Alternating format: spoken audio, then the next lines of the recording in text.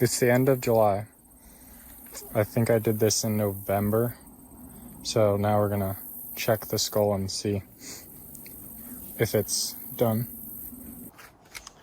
Okay, so this is the deer skull and cleaned off really well.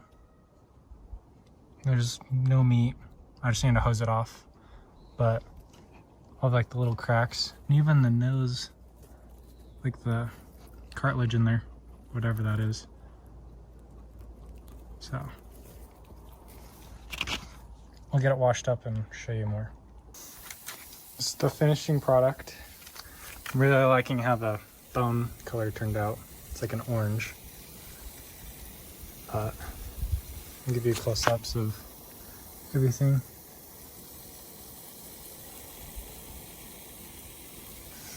I'll probably put some kind of lacquer clear coat